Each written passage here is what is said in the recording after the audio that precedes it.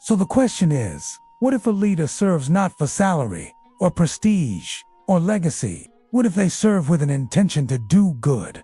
Let's find out. In a time when empires expanded and palaces grew richer, one man led with a candle, and he changed the meaning of leadership. This is the story of Caliph Umar ibn Abdul Aziz. He was born in the year 682 CE in Medina. He came from a noble family, a great-grandson of Caliph Umar ibn al-Khattab, the second of 5 rightly guided caliphs. After the Prophet Muhammad, raised among scholars and companions of the Prophet Muhammad, Umar was known for his sharp intellect and deep piety from a young age. He removed corrupt governors and appointed those who feared God. You see, during his short time as Caliph, Umar faced many challenges, and by simple, I don't mean ordinary, I mean extraordinary, because the simplicity of this story is what makes it so profound. He's sitting alone in his study, the only source of light coming from a single candle on his desk. Suddenly, there's a knock on the door. It's a visitor, an esteemed guest, arriving late in the evening, and being a gracious host, Umar gets up to welcome him. Rebellious governors, wars with neighboring powers, financial crises, natural disasters, and unaccountable. Umar ibn Abdul Aziz, the second Umar, reminds us of something very basic. It's about recognizing that the flame of justice should never flicker because of our actions. Leadership isn't about extravagance.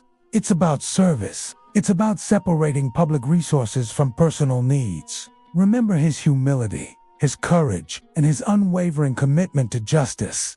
It was the seat of power for the ruler, Caliph Umar ibn Abdul Aziz.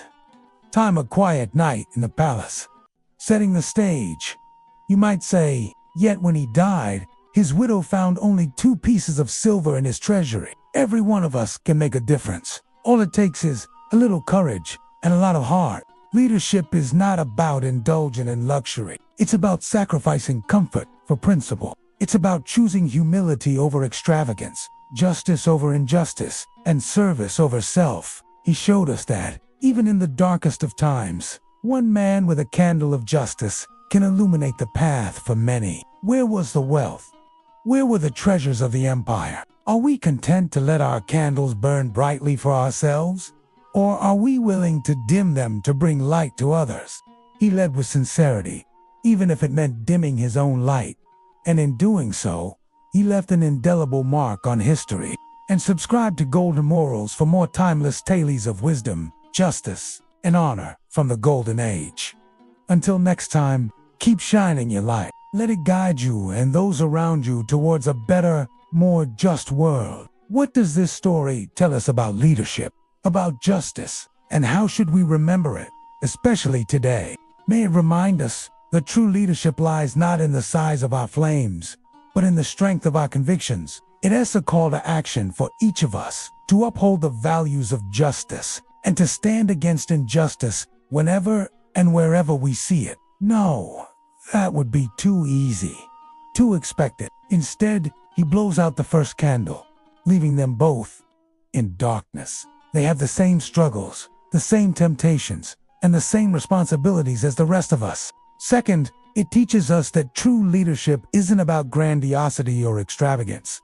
It's about integrity and service. A real leader isn't afraid to dim the lights when necessary and stand by it. And here comes Omar's response, something along the lines of, well, this is a pretty interesting explanation. He says, the first candle was lit, using funds from the treasury. Now we are speaking of personal matters. That candle belongs to the state. This one is mine. Then he lights a new candle, one that's smaller, humbler, and quite frankly, less grand. She asked. He explained, I saved them from ruin. I used them to bring back the smiles to the faces of the people. He returned wealth to the people, lightened taxes, and encouraged learning. Historian Al-Tabari described him as saying, never has there been anyone like him from the time of the Prophet Muhammad. He cared for justice, religion, and the well-being of the people. In fact, one historian wrote, under his rule, you could leave gold in the street, and no one would touch it. The people loved him. Even the poor said, we had to search for someone to give charity to, but no one needed it anymore. At the age of 14, he was already renowned for his knowledge of the Quran. He dispelled an entire notion, a notion that those in power can use public resources for personal gain. That was a huge deal back then, and is still pretty monumental today. When Caliph Suleiman ibn Abdul Malik was on his deathbed, he broke tradition. He did not appoint his own son. He chose Umar ibn Abdul Aziz, a man of knowledge and character. The court was shocked, but they obeyed. The day Umar became Caliph, he wept. "This is a burden," he said, "not a privilege." Umar immediately began to change the empire, not with the sword, but with justice. Yet Umar desired a simple life. He disliked the pursuit of worldly power and pleasures. When the Khilafah, or Caliphate, passed through his family, the prospect of ruling the vast empire left him terrified. So much so that upon hearing about his appointment, he fled into the desert. Eventually, he accepted the responsibility and took the oath of allegiance, but his feelings didn't change. When he entered the mosque to lead his first Friday prayer, he told the people, "I am not worthy of this, but Allah has placed me here." However, Umar was the right man for the job. He understood the needs of the people and what was best for the empire. He was pious, honest, humble, just, intelligent, and courageous, and these qualities became the foundation of his remarkable journey as a leader. Umar's rise to power was not due to ambition, but necessity. He'd cut royal spending and gave back stolen lands. But perhaps the most powerful testament to Umar's reign came at the end of his life. And while his death is mourned, his legacy lives on, especially in a simple story that reveals his big heart. It's about a candle, not just any candle though. The candle of justice. Imagine the year 720 CE. The location, the capital city of Damascus. Now enter our protagonist. Now here's the pivotal moment. He doesn't simply light another candle to illuminate the room.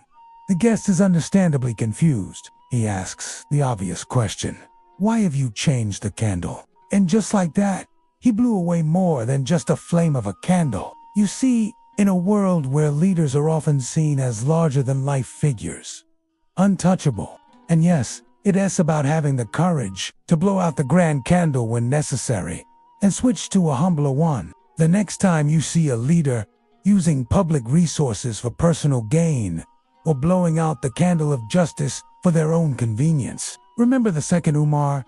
In a world where we often look up to leaders for inspiration, it is nice to know that one of them walked the walk and didn't just talk the talk. Now let's think about this. Well, first off, it shows us that leaders aren't some superhuman beings beyond our understanding. They're human.